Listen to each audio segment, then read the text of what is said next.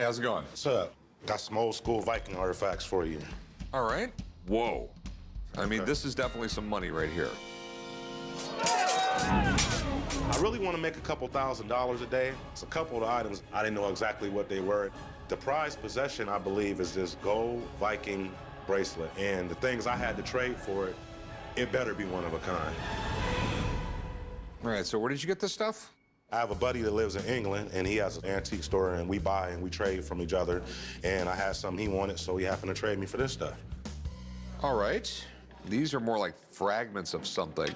Yeah, it was a brooch. Obviously some kind of jewelry. I mean, all this stuff is. I mean, the problem is I don't know what it is. Okay. These two are really intriguing. This is really neat. I think it's what's left of a copper bracelet. Okay. It's my favorite piece out of all of them. You almost never see legitimate Viking items here in the US. Even small and broken pieces, like some of the things in this collection, could be worth a lot of money if they're authentic, because real Viking items are hard to come by. I'm not even sure what everything is, but you never want to dismiss anything too quickly. There might be a diamond in the rough. Did you know much about the Vikings? I mean, just in general? I knew they were bullies. I like how they would come in and just gangster everything around. And yeah, that's basically what they did. These were the most iron men you ever seen in your life. And just the way their culture developed was that they just believed that it was a lot easier just to go take stuff from people than to actually trade with them. Bully them, huh? You know, if you went to most parts of Europe, there was planting season. Well, in Scandinavia, they planted crops and everything, but there was also raiding season. I have always been fascinated with Viking history. Their exploits are legendary, and I would just love to get something that's authentic. But I have to make sure they're truly Viking and not just rusty bits of stuff he dug out of the ground. I'm assuming you want to sell the stuff. Yes, I would love to sell them. All right. And did you have an idea what you wanted for this stuff? I was thinking around $1,000. Okay. Now, this stuff right here, okay, I can't tell you when it was made. Okay.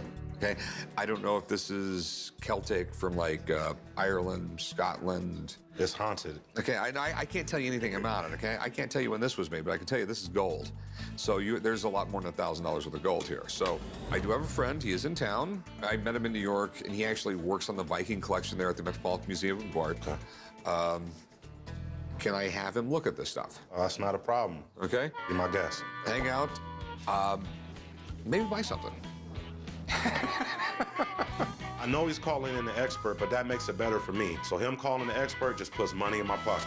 This is my Viking friend. There you go. Nice to meet you. Laird is the most knowledgeable guy I have ever met when it comes to Viking history and artifacts. He's been collecting this stuff for almost 20 years, and some of his items are in the Metropolitan Museum of Art. So I'm hoping he can tell me more about these pieces and what they're worth. What was the thing with the little hats they would wear with the horns on them? The weird hats. I call them the weird hats, but... Well, the weird hats actually come from Wagner's operas. They were an improvisation of what they thought Viking helmets might look like. You know, they were really thought of as a very barbaric people. Vikings actually never wore horned helmets. We know very little about what Viking helmets actually were. There's been 1 or 2 finds of Viking helmets. Remember, these are iron items, and they didn't last long in the ground. I guess before I proceed, did this all come as part of one collection? Yeah, it was all together, all one. If we look at what I'd say is this group of items right here, this is diagnostically Baltic Viking. Baltic Viking, is that not Viking? Well, I think the academics would say technically it's not Viking. These are tribes that were not necessarily as migratory as the Vikings or as warlike. They were contiguous with the Viking areas, and they traded quite a bit with them, and they copied their style of garb, their style of decorations. If you or I were put back in time and we walked in on these people, they would have looked like Vikings to us. Okay. Unfortunately, you see a lot of these types of items on auction sites right now. Because of that, the value's very low to negligible on these items. This particular piece caught my eye. This is part of a bracelet. Okay. It's a copper alloy. And so Viking currency what they would do to trade is they would just cut bits of bronze and silver and they'd weigh it out. The merchants all carried scales, and that's how they would transact. You know, this item is probably worth $50. Okay. The complete bracelet is obviously larger and more interesting. The dragon head terminals are really an attempt to copy Viking jewelry that was being made in Sweden at the time, around the 10th century. And this item would probably be worth about $175 to $200. All right, and this stuff? This stuff, this is based on its size, and certainly not a Viking spear. It's an arrowhead of some sort. It could date from any time in Europe. I'd have to defer on that. It's not worth a lot, but it's certainly outside of my range of expertise. And the bracelet? The bracelet it appears to be Viking gold. So you're saying this is legit Viking gold, the magical gold? Well, I can't endorse any magic to it, but I would say it would appear from its form and how it's manufactured, these pileated wires, to be very traditional Viking. Obviously, it would appear to be the star of this group of items. Auction estimates on it would be something between, 6,000 to 8,000 British pounds, which would be, and I'll leave it to you to translate. Please translate, my fine friend. 6,000 pounds would be right around 9,400 bucks.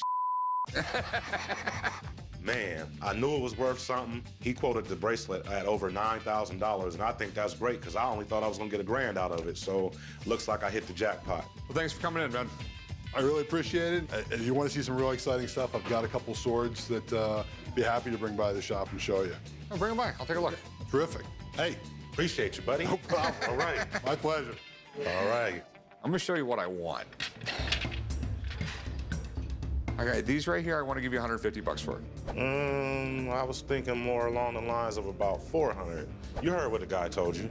I know what he told me, but I don't have a lot of customers going, hey, dude, you got some Viking jewelry? I'll go $200 on it. If you can do that, you can do it 300. I'll tell you what, I'll do 250. You sure that's the best you can do? Keep them then. 250. All right, we got a deal, 250. Now this right here, I was thinking right around $6,000. I was thinking around $8,000.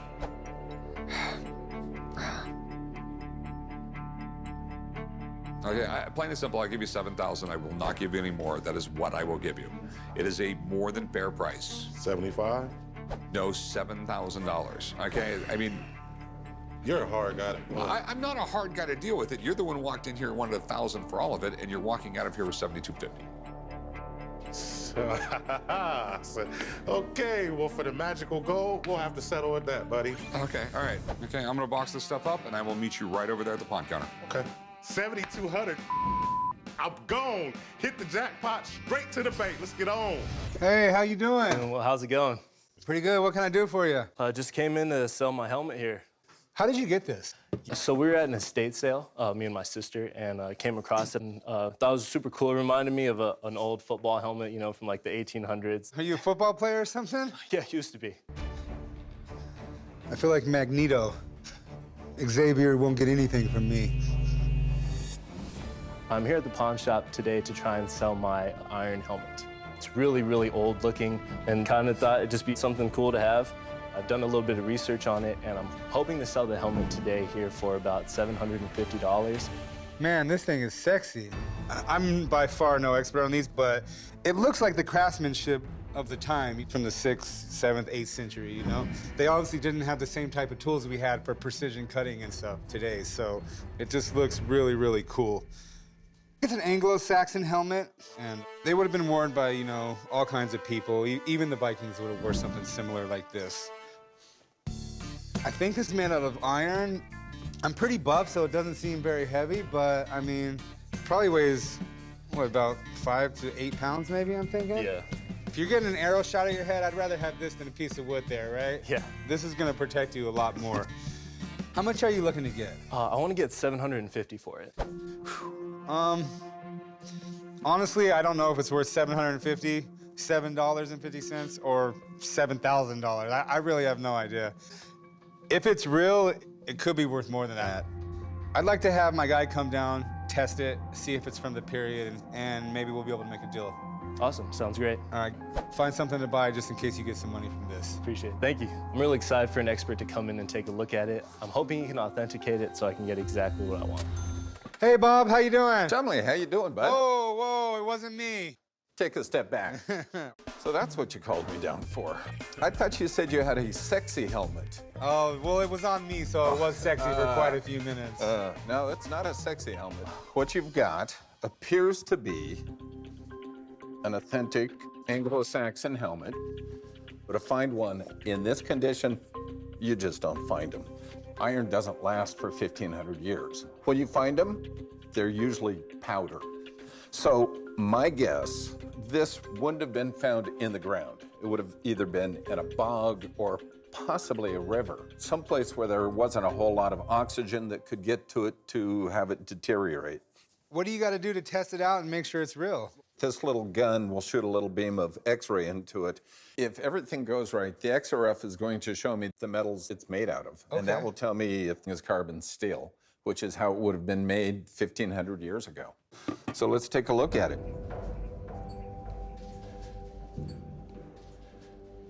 So it's made 99.76% iron. Okay. And then traces of copper, zinc, chromium. This is carbon steel. So this is what it should be made out of. Okay. It's official? It's a 1 in a million. I mean, it's that rare. I've got goosebumps. I just don't see these things. I mean, this is just... Well, I got goosebumps now, too. What kind of person would, collect something like this? It's a museum piece or somebody who is a refined collector and wants to show off that, man, I've got something that nobody else has. It's very desirable. All right, and the most important question, what's it worth? A lot. $15,000. $15,000. $15,000. Now I'm sad I didn't buy it for $750. Shouldn't have called me. Well, I appreciate you coming in. My pleasure. If I make a sale, I'll give you a call and let you know. See you later. All right. He said it's worth about $15,000. It's a small market, but it is desirable. Would you be able to take $7,500? No, couldn't do 7,500. The expert said 15,000, so I think we'll start at 15,000. It's 1 in a million find. I'm not gonna be able to pay you $15,000 for it. You gotta give me some room in here.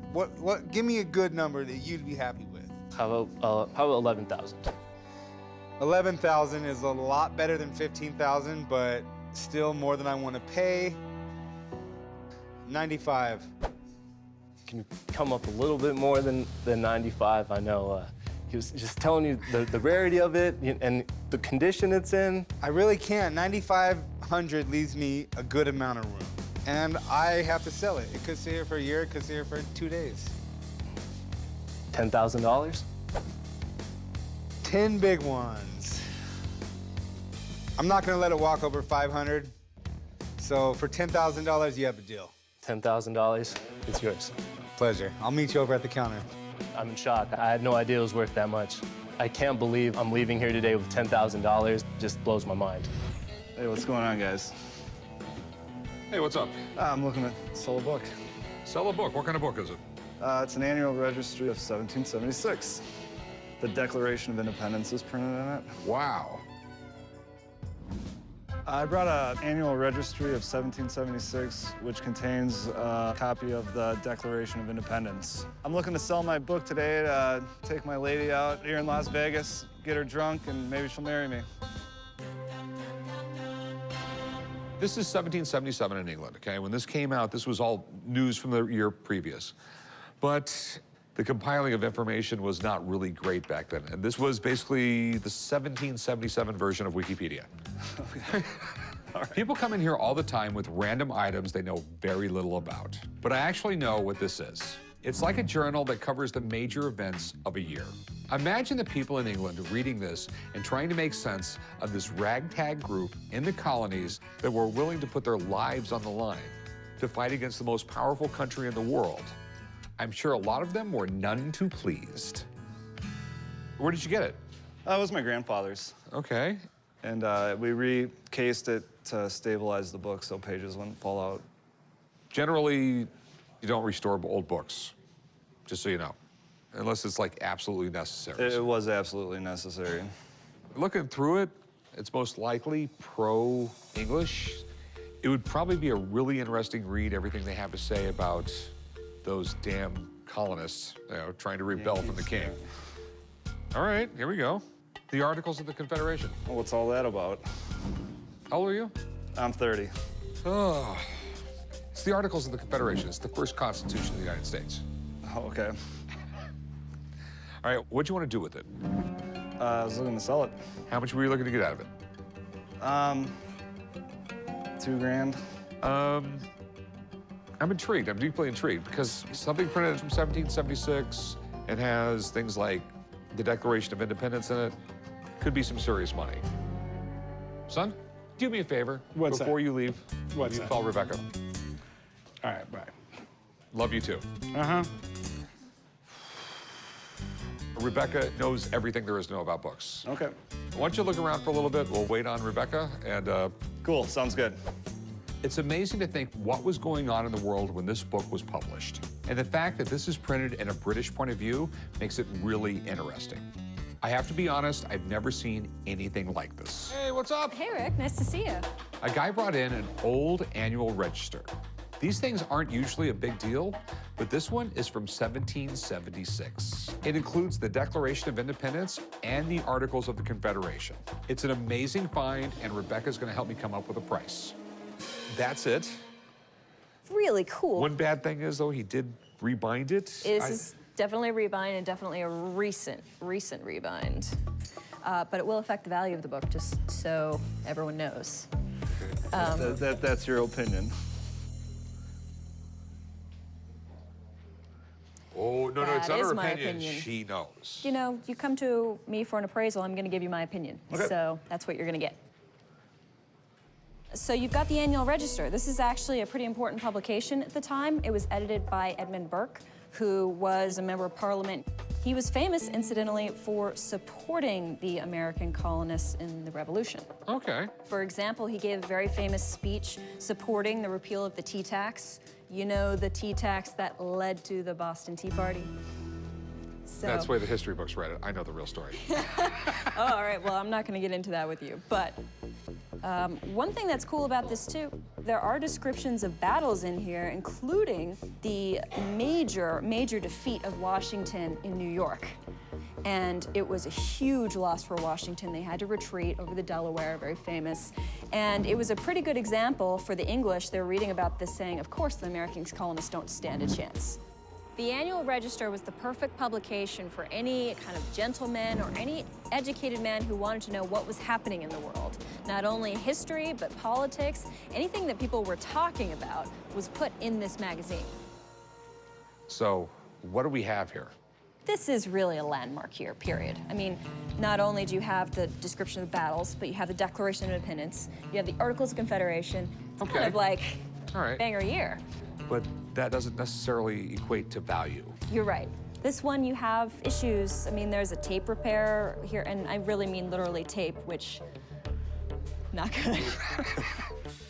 And then, of course, you've got the rebind. So, with all of that in mind, I would value it at about $3,000. $3,000, that much? Yeah, I would. Okay. All right, you're the best. Yeah. Happy to help. Thank you. Take care. Awesome. If Rick decides to go forward with this, I don't think he'll have a hard time finding a buyer. Americana is a huge area in collecting. Everyone loves it. Well, what's the plan, Stan? I mean, what's your absolutely best price on it? Well, let's start at the $2,000, and I will not be bartered with. You could make some money off of that still. I know, but would you ever pull $3,000 out of your pocket for a book? For like a first edition Nintendo Power, yes. I don't even know what that is. Let me give you $1,500. Let's go 16, we got a deal. All right, I'll go $1,600. Awesome. I will meet you right up front. Cool, sounds good. I feel great. I would have walked away with 1,000 and been just as happy. Don't tell Rick that. Can't believe that little kid got me. Hey, how's it going? Good, how are you? Oh, pretty good. Good. I'd like to sell this gold coin if I could. Okay. 8 Escudos. This is a Spanish stamp here. This is like the Royal Crest of Spain. So where did you get this? I got that from my grandfather when he died. He left a safe full of contents. Any other cool things in the safe? Not really, no. No holy grails or anything like that? No, not to my knowledge. I'm going into the pawn shop today to see if I can sell my grandfather's gold coin. He kept it in plastic, so it's in really good shape. Looks really old, and I don't really have any use for it. So I'm gonna see what they can do for me here. Do you know much about this? I don't know much about it at all. Okay. I know a little bit about the coin. I mean, it's 8 Escudos. It was from Lima, Peru. They had like the worst mines in the world. I mean, it was 2,000 feet deep. You would go down, it was cave-ins. There was no ventilation. There was no nothing. It was just really, really brutal. But it made a fortune for the Spanish. Sure. When the Spanish occupied Latin America and South America, they used forced slave labor to work the mines. It was a brutal and dangerous job, and the life expectancy was short. Coins back then were weird. The size didn't have to be exactly correct. It just had to have the right amount of gold, the right weight, and the right purity. When they stamped these coins out, you didn't always get a great strike like this. It's almost too good to be true. This coin is in exceptional condition, and I've seen similar coins fetch thousands of dollars at auction. So if this is a real piece of Spanish treasure from the 1700s, I want it. So do you want to pawn it or sell it? I want to sell it. What were you looking to get out of it? I'd like to get 2,000 if I could. Okay. This coin is in really great shape, but this is easily counterfeited. There's a lot of fakes out there. So I'd really like someone to take a look at it, if you don't mind. No. I got a buddy who knows everything there is to know about these. Have him come in, and we'll see what we can do. Sounds great. Okay. Thanks. Thank you. Hey, Carl, how's it going? Good to see you, Rick. Why'd you get me up so early? Well, I called you down here for this. It was one of those things that looked a little too good to be true. I'm an expert on Spanish colonial coins. If you want to know anything about Spanish colonial coins, I'm your man. That's a Lima 8 Escudo. And in this corner, there's an L. That means Lima, Peru Mint. 8 is the denomination, biggest gold coin the Spanish made. The PVS across the center is an abbreviation for the Latin term plus ultra, meaning more beyond these 2 columns, which represent the Pillars of Hercules, which was the Straits of Gibraltar. They used to think you sailed out past there, you'd fall off the edge of the world. A few years back, there was a big scandal on some counterfeit. And that's why I wanted to have it checked out. Did you throw that on the scale? Yeah, I did. It's 27.0 grams. That is right on. Very rarely will they be right on 27 grams. Most castings are underweight. I know your concern is, could it be counterfeit? And there are a lot of counterfeit pieces going around. From everything I can see on this one, I'd say it's absolutely genuine. Okay. So what do you think this is worth? I would put a price tag of $18,000 on it. Okay. Well, I really appreciate you coming in, Carl. Thank you, Rick. Congratulations. Thank you very much. It's like finding treasure. Absolutely. Okay, so the big question is, what do you want for it? Sounds like 18,000 to me. No, I don't. I would give you 10 grand for it. How about 12? How about 10 grand? No, I can take it somewhere else. How about 10.5? I could pack it up and go. I wouldn't take anything less than 11,000.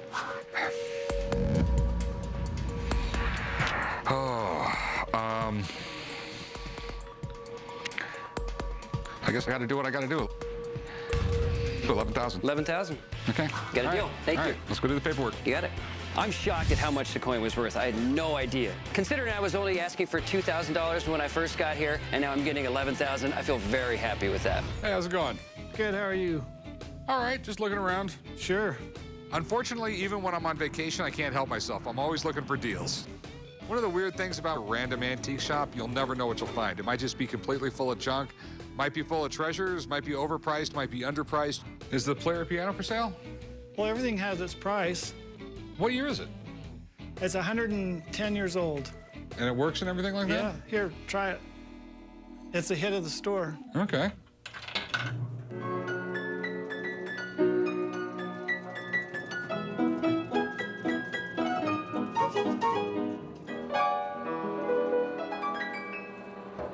What do you think?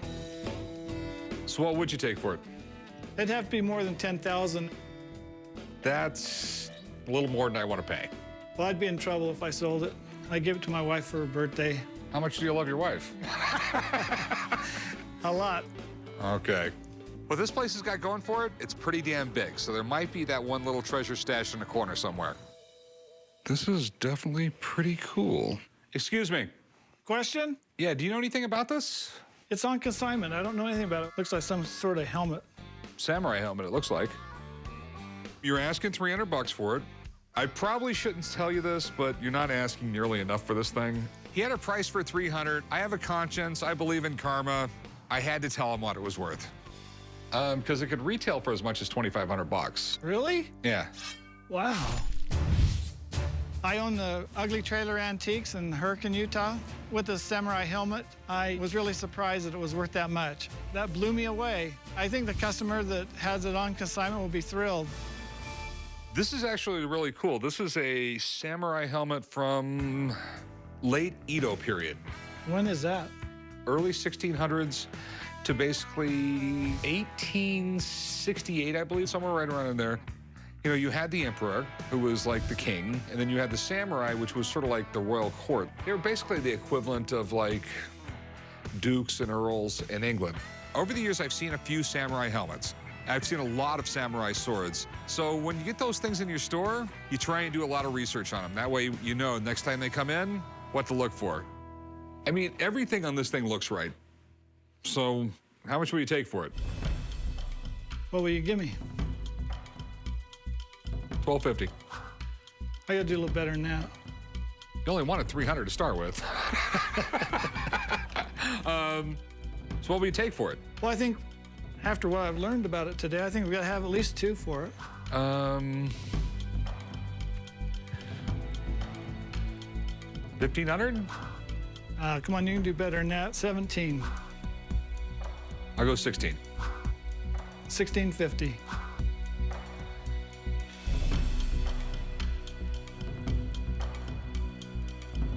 All right, $1,650. All right. Let's go write it up.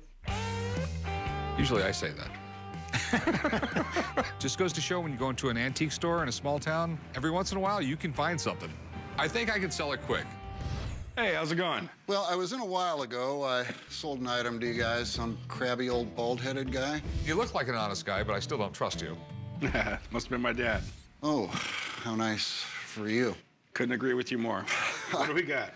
This is an 1838 Colt Patterson pistol. Who are you, Pistol Pete? I am not Pistol Pete. That sucks. I'm a military and gun collector. I swap, buy, trade a lot of different guns. This was the first gun built by Samuel Colt. I'd like to get $15,000 for this gun. If pressed, I could probably go as low as $12,000. So what's so special about this gun? Now, before this gun, the only real reliable guns out there were the single-shot cap and balls. This was the first successful repeating gun. Yeah, this was the very first one that used a rotating cylinder for a single barrel. The cool thing about this particular piece is that this gun belonged to William R. Manning, who was a Civil War colonel. It's got William R. Manning's name engraved on it, on the grip there. Buffalo Bill got this gun from him at some point, returned it to his daughter, May Manning Lilly, and her husband, who was Pawnee Bill. Forgive me, I don't know who Manning is. I know who Peyton Manning is and Eli Manning. That's about it. They have to be direct descendants. I mean, I'm certain. I don't know who this Manning is, but Pawnee Bill was a Western showman that did work with Buffalo Bill.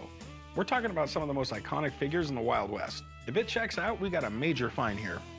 I think it's easily worth every penny of $15,000 in this condition with this story. You know, it very well could be, my man. It all goes down to condition and serial numbers, and after all that, I mean, I have to be pretty cautious because last one of these I had come in was actually fake. Mind if I have a buddy of mine come down and check it out? Because, like I said, I can't give you a price on it. He's not one of those college pukes, is he? I'm sure he is. He's got that college boy look about him. No, that would be great.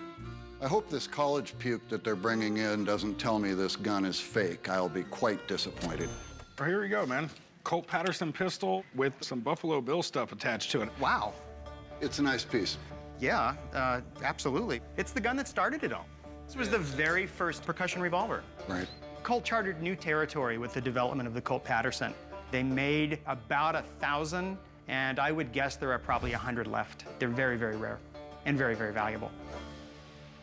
What's the story with Buffalo Bill? This gun originally belonged to a William R. Manning, Okay. who was a colonel with the 50th Artillery Regiment from Georgia during the Civil War. He was a Confederate. He was a Confederate. Okay. Buffalo Bill got this gun from him at some point, returned it to his daughter, May Manning Lilly, and her husband, who was Pawnee Bill. It's pretty much laid out here.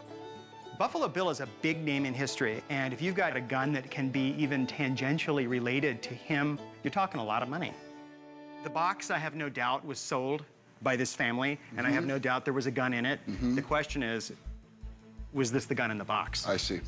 It does look like old engraving. Another thing you have to look at is the type style.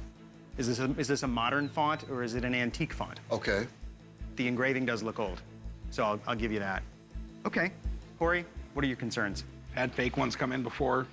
You've had fake Colt Pattersons Yes. come in. Okay, yeah, there are fake Colt Pattersons. Once you add the whole Buffalo Bill thing to it, I just at a complete loss of what to even offer the guy. There's a characteristic to the Colt Patterson. The barrel is, okay, the barrel's 7.5 inches long. Were they standard at 7.5 inches now? They made them 7.5 inches and they made them 9 inches. This is a standard barrel length, which is good. Now, we talked about this being an early gun. Let's look at the serial number. Serial number will appear usually in 2 places, and they're sort of hard to find places. Pull the barrel off for me. I don't want to be the one that breaks this thing after, you know, there you go. Okay. Yeah, the first serial number is going to be right there. You got it there, and let's see what it says. And the serial number is 2. Whoa, 2. Is that good? Well, let me put it this way. What's the most expensive pistol ever sold in America? I don't know. A Colt Patterson, $1 million.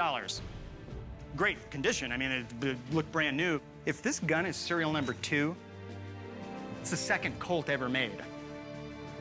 It's priceless. This is a really big deal. Okay. I mean, it's a really big deal. Let's look around for more serial numbers. There's usually one under the grip.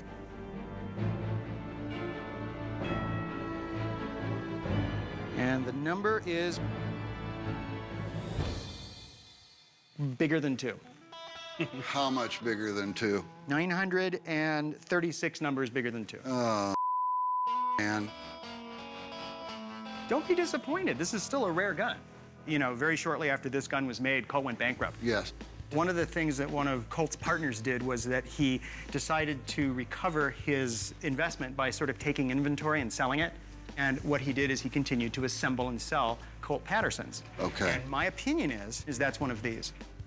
Okay, Colt went out of business. Yes. His partner grabbed all the boxes of inventory off the shelves and just started matching guns and putting them together. Stuffing things together. Basically, yeah. This doesn't become an undesirable gun. It just means it's got mismatched serial numbers. Okay. That being said, what's it worth now? Okay. The condition of the gun is what I would say is maybe poor plus, but there are probably about 150 to 200 Colt Pattersons that even still remain. And that you have a story which I tend to believe. In other words, the totality of the package here to me says that the story's probably true. Okay. So that he was a colonel in the Confederate Army, that's a big deal. Buffalo Bill connection, big deal. With everything I've seen, positives, negatives, I'm probably gonna say 25. 100? 1,000. Okay. Yes. Thank you, sir. May I ask what you're asking? More than I was when I brought it in.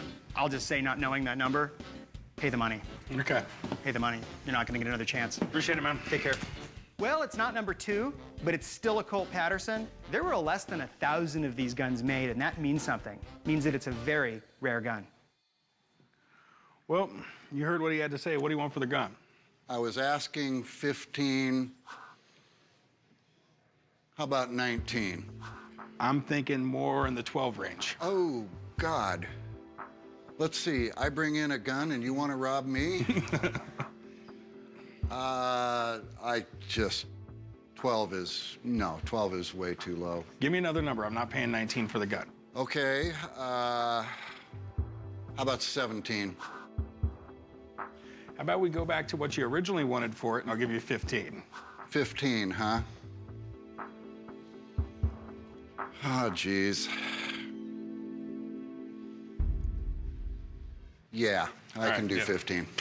Generally, we'll write you up. I'm walking out of here with $15,000 green, and I'm gonna use it for my collection to get something I really want.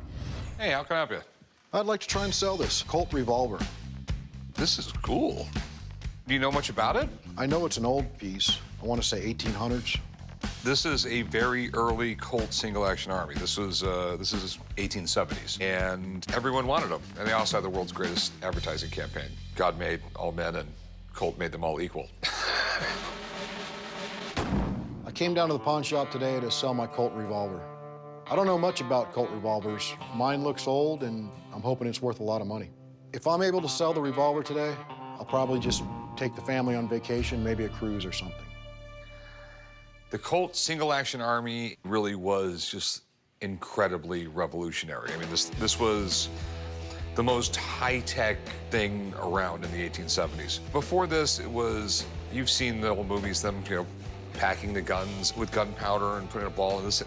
This had cartridges. This was super accurate. This had interchangeable parts. This shot straight, it didn't break. I mean, it was just a high-quality gun. And this is an incredible set of grips. You have a Federal Eagle here. You have the shield, the lances. These were twice as much money as any other comparable gun to them. This is the dream gun of every Colt collector. If you have ever seen a Western, you've seen this gun. I want this thing, I want this thing, I want this thing, but I have to make sure everything checks out. So where did you get this thing? I'm a bail bondsman, and somebody put it up for collateral, and they never paid off the bond, so they surrendered it.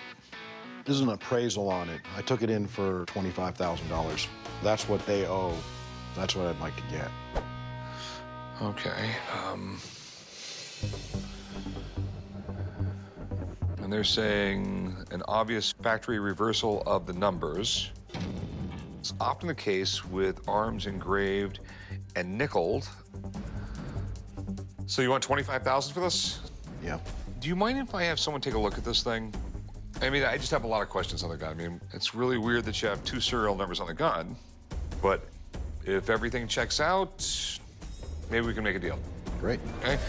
Hang out 5 minutes, I'll get him down here, and we'll go from there. Okay.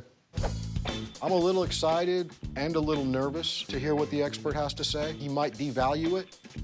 Then again, he might increase the value of it. Oh. It's a pretty neat gun. My big fear with things like this is usually when it's too good to be true, it's too good to be true. What do you think?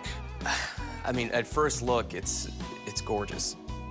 What's really nice about this is a known pistol. This has been in 2 books, and one of them is the Colt Bible.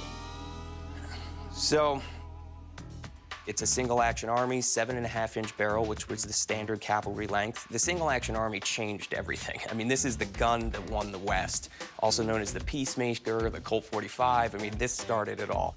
Cool. The grips are the thing that makes everybody go, wow. You see this here, this high relief, these are Civil War scenes.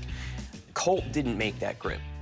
There was a retailer, the largest retailer of firearms in the United States was Schuler, Hartley, and Graham. This style grip is extremely rare. You see it more on older pistols, percussion pistols, but on a single-action army, this grip these are hen's teeth. All right. But there's some really weirdness with the serial numbers.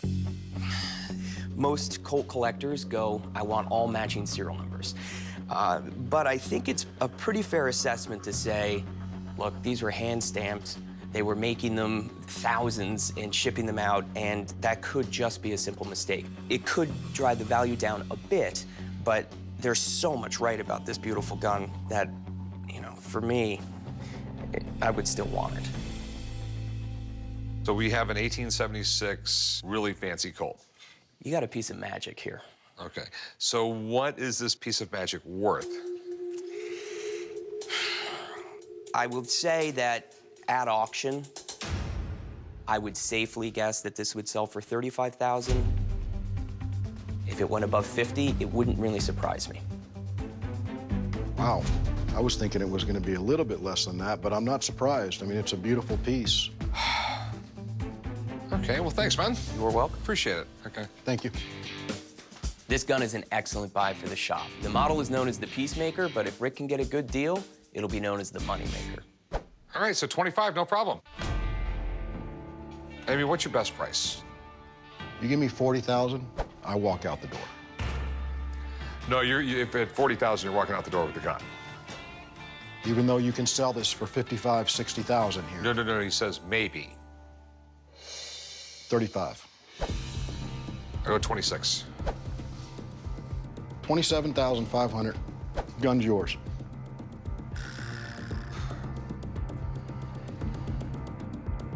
We got a deal.